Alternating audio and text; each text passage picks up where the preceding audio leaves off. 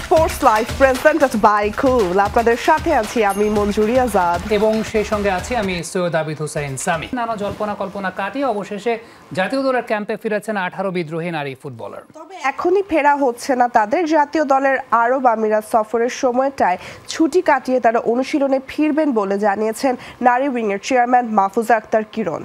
এদিকে দলে থাকতে হলে পারফরমেন্স দেখিয়ে থাকার তাগিদ দেন হেড কোচ পিটার বাটলার। তবে বিদ্রোহের অবসান এখানেই শেষ হচ্ছে কিনা তা নিয়েও রয়ে গেছে বেশ কিছু প্রশ্ন।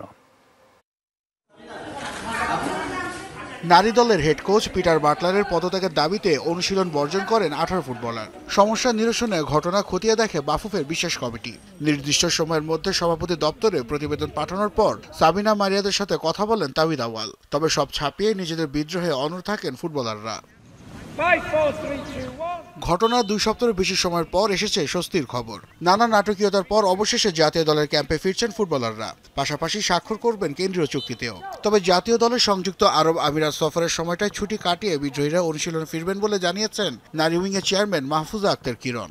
মেয়েরা ট্রেনিংয়ে ফিরবে, বাট এখন ফিরবে না। ওরা আমাদের ক্যাম্প বন্ধ হয়ে যাবে 24 তারিখ থেকে। আমরা আরব আমিরাতে যাব, এক ফিফা উইন্ডো বলেন সেটা খেলার জন্য। সিনিয়র মেয়েরাও চাচ্ছে, ওরা একটা ব্রেক চাচ্ছে, ওরা ব্রেকে যেতে চাচ্ছে। তো এটা ওদের জন্য একটা ব্রেক হবে।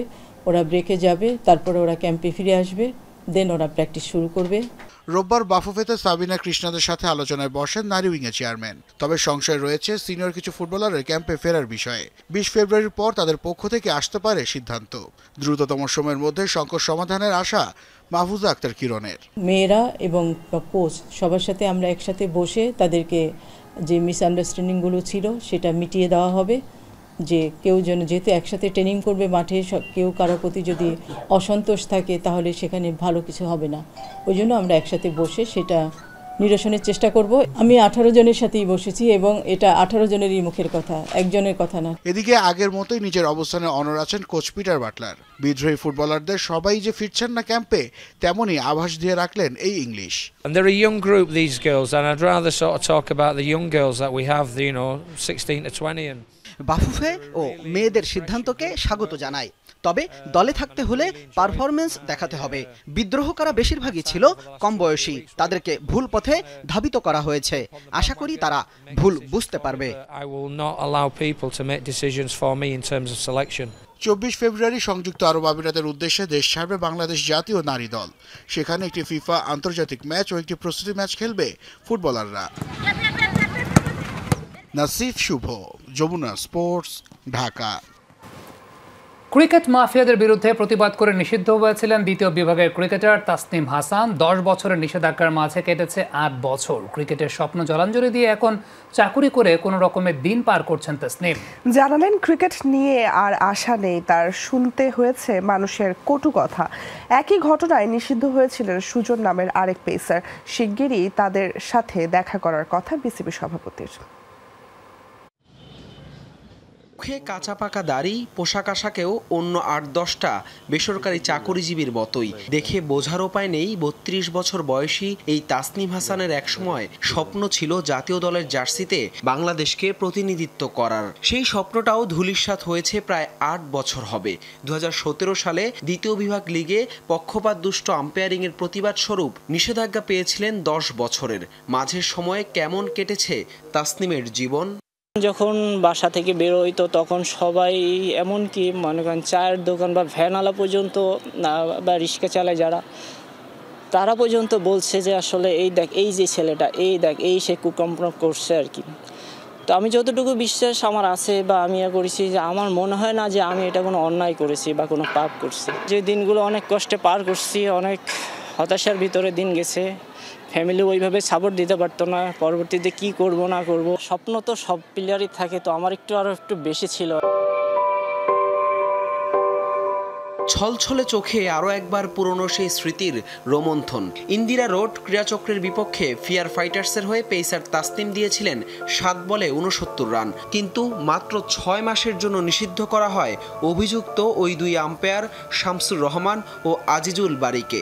তাই প্রশ্ন উঠেছিল, তাসনিমরা যে শাস্তি পেয়েছিলেন তা কি লঘু পাপে গুরুদণ্ড নয় কি? যখন দেখি একটা বোর্ডের টিমের সাথে আমাদের খেলা, তো তখন আম্পায়াররা মোটামুটি টস আম্পায়ারই করে, সিগন্যালও আম্পায়ার দেয়। তো তারপরে রেজাল্ট আসে কি যে আমরা ফিল্ডিং, আমরা ব্যাটিং, আর হচ্ছে বোর্ডের টিমটা হলো ব্যাটিং। তো ভালো কথা, আমরা ব্যাটিংয়ে নামার সাথে সাথে দেখা যাচ্ছে আধা ঘন্টা 45 মিনিটের ভিতরে আমরা অল আউট, সে যেভাবেই হোক অল আউট। আমরা বল করতে আসছি, বল তো ব্যাটসম্যান দেখে না, তো তখন আম্পায়ার ধরে নো বল। তো আম্পায়ার একটাই বললো যে ওভারে 2টা করে নো ডাকবো, কোনো কথা বলবো না, আসবা বল করবা, ওভার শেষে চলে যাবে। আমি যে কাজটা করছি আসলে আমি এটাকে পাপ করছি কি ভাই, অন্যায় করছি বা কি করছি আমি নিজেও জানি না। এ নিয়ে বর্তমান বিসিবি সভাপতির কাছেও প্রশ্ন করা হয় যমুনা টিভির পক্ষে। পুনরায় তদন্ত করার কথাও জানিয়েছিলেন ফারুক আহমেদ। এই ধরনের কোনো ঘটনা না ঘটে, যাতে এদের এরকম দূরে সরে যেতে না হয়, এইগুলো আসলে অনেক আপনারা সবাই জানেন। এটাতে আমরা চেষ্টা করবো যেগুলো যাতে আমরা কমাতে পারি। একই লিগে প্রশ্নবিদ্ধ আম্পায়ারিংয়ের প্রতিবাদে 4 বলে 92 রান দিয়ে তাসনিমের সমান নিষেধাজ্ঞা পেয়েছিলেন সুজন নামের আরেক ক্রিকেটার। 22 গজের কালো অধ্যায়টা যারা সামনে আনলেন, সেই সুজন তাসনিমদের আড়ালেই থেকে যান ফিক্সিংয়ের পেছনে থাকা রাঘব বোয়ালরা। অনেক জোরে বল করতাম এবং কি পেসার হ্যান্ডে 134-35ও বল করছি, একটা ভালো লাইনেও ছিলাম। পরবর্তী বছরে আমার ফার্স্ট ডিভিশনের কথা কনফার্ম হয়ে গেছিল। অল্প বয়সেই 135 কিলোমিটার গতিতে বল করা তাসনিম এখন ছোটখাটো চাকুরি করেন। ট্যালেন্ট হান্টে সবার নজর কাড়া এই পেসার এখন নেই ক্রিকেটের কোনো পাতায়। তবে দ্রুতই দেখা হবার কথা বিসিবি সভাপতি ফারুক আহমেদের সাথে। সমাধান চায় ক্রিকেট বোর্ডও। তবে বয়স 32 পেরোলেও ক্রিকেটে আর আশা নেই তাসনিম হাসানের। হাসান আল মারুফ, যমুনা স্পোর্টস, ঢাকা। আসন্ন চ্যাম্পিয়ন্স ট্রফির সেমিফাইনালে যেতে পারবে না বাংলাদেশ, নিজের ইউটিউব চ্যানেলে এমন কথা জানিয়েছেন সাউথ আফ্রিকার সাবেক ক্রিকেটার এবি ডিভিলিয়ার্স। তবে একেবারেই হিসাবের বাইরে রাখছেন না টাইগার শিবিরকে, জানালেন টুর্নামেন্টে বড় দলকে হারিয়ে অঘটনের জন্ম দেওয়ার সামর্থ্য আছে বাংলাদেশের। চ্যাম্পিয়ন্স ট্রফিতে চ্যাম্পিয়ন হতেই মাঠে নামতে চায় টাইগার অধিনায়ক নাজমুল হোসেন শান্ত। সে লক্ষ্যে দুবাইতে অনুশীলনে ঘাম ঝরিয়ে নিচ্ছেন শেষ সময়ের প্রস্তুতি। কিন্তু প্রশ্ন হচ্ছে, এবারের চ্যাম্পিয়ন্স ট্রফিতে কত দূর যেতে পারবে টাইগার শিবির?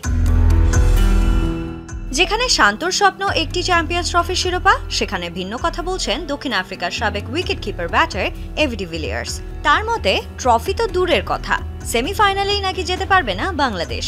নিজের ইউটিউব চ্যানেলে কে ফেভারিট এই শিরোনামে আসন্ন টুর্নামেন্টে দলগুলোর ভবিষ্যৎ নিয়ে কথা বলার সময় একথা জানান ভিলিয়ার্স। বাংলাদেশ ভালো দল, তবে আমি মনে করি না তারা সেমিফাইনাল পর্যন্ত যেতে পারবে। আমার কথায় হয়তো বাংলাদেশের সমর্থকরা কষ্ট পেতে পারেন, কিন্তু এটাই বাস্তবতা। তারা প্রতিদ্বন্দ্বিতাপূর্ণ দল হলেও চ্যাম্পিয়ন্স ট্রফি জেতার মতন শক্তিশালী নয়। তবে বাংলাদেশকে একেবারেই হিসেবের বাইরে রাখেননি সাবেক এই প্রোটিয়া। তার মতে বড় কোনো দলকে হারিয়ে টুর্নামেন্টে অঘটন ঘটানোর সামর্থ্য আছে বাংলাদেশের। নাজমুল শান্ত দারুণ ধারাবাহিক ব্যাটার এবং সামনে থেকে নেতৃত্ব দেওয়ার সামর্থ্য রাখে। দলে মুশফিক মাহমুদুল্লাহর মতো অভিজ্ঞরাও আছে। সেই সাথে তাসকিন চমৎকার পেসার আর অলরাউন্ডার হিসেবে মিরাজও পারফেক্ট। তাদের পক্ষে বড় কোনো দলকে হারানো সম্ভব। এদিকে বাংলাদেশের পাশাপাশি আফগানিস্তানকেও জায়ান্ট কিলার ভাবছেন ডিভিলিয়ার্স। মিস্টার 360 ডিগ্রির মতে এই দু দলের মধ্যে যে কোনো একটি দলও যদি সেমির মঞ্চে যায়, তবে তা হবে ক্রিকেটের জন্যই ভালো। Sanjana Ivy, Jamuna sports. Champions ট্রফির উদ্বোধনী অনুষ্ঠানকে জাঁকালো করতে কোমর বেঁধে নেমেছে পাকিস্তান ক্রিকেট বোর্ড। রাখা হয়েছে পাকিস্তান এয়ারফোর্সের বিশেষ প্রদর্শনী। শেরদিল অ্যারোবেটিক্সের পাশাপাশি যুদ্ধ বিমান কসরত দেখাবে আকাশে।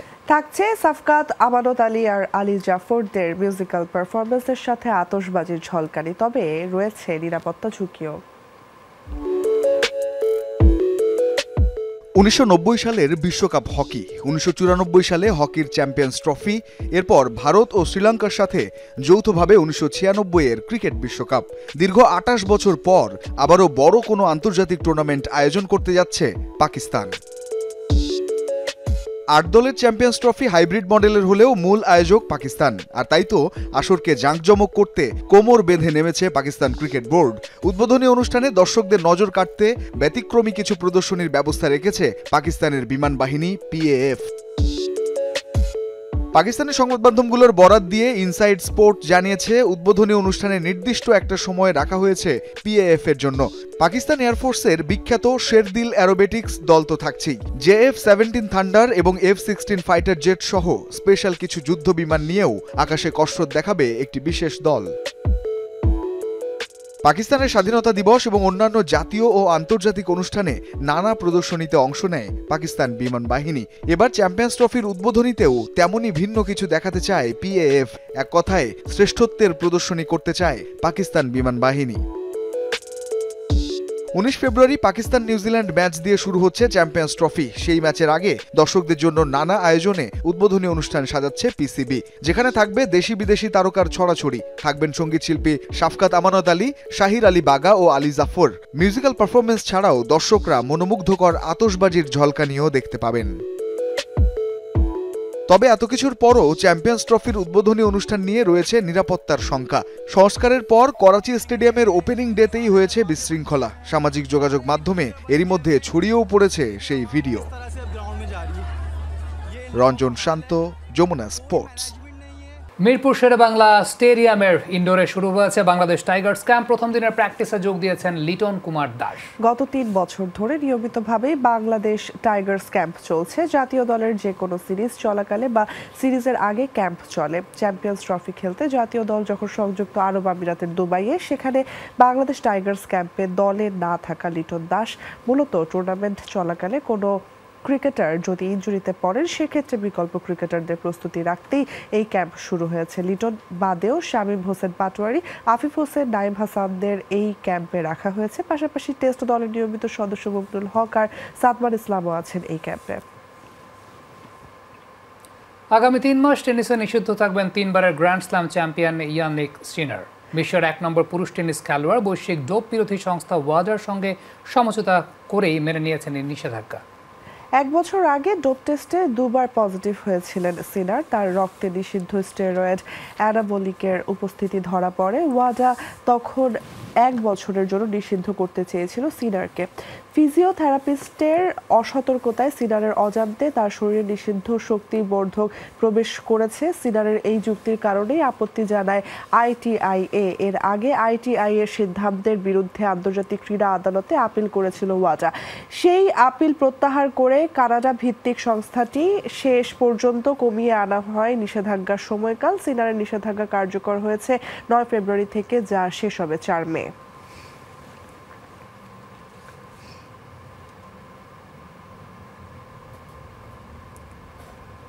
এই ছিল আজকের স্পোর্টস লাইভ। এতক্ষণ সাথে থাকার জন্য সবাইকে ধন্যবাদ। আল্লাহ হাফেজ। আল্লাহ হাফেজ।